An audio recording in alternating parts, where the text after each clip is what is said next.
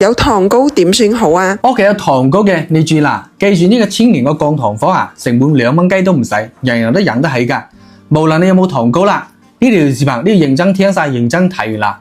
咁好多人有做糖糕啊，食嘢要驚呢樣驚嗰樣，成日暈頭轉向，手腳唔好力，嗰啲指標就似過山車咁忽高忽低嘅，日日仲要食一堆小片仔、小丸仔，又嘥錢又受罪。我知道你哋特別無奈又痛苦啦。今日我就分享一個花10萬都學唔到嘅土方，佢簡單方便又實用。插到視頻嗰排啦，真係有福啦！建議大家點個小紅心，送上到小紅花，唔係為我啊，係為你自己以後健康平安。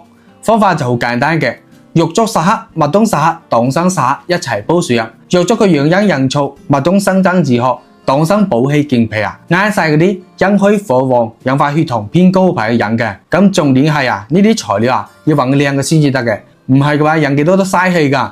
如果你唔知道點揾靚材料，又嫌麻煩唔想自己整嘅話，你可以點擊視頻左下角入邊搭配好嘅真材實料嘅成品㗎啦。你帶翻去啊，用滾水沖3分鐘就可以飲啦，方便又簡單嘅。有需要嘅街坊老友，快啲試下啦！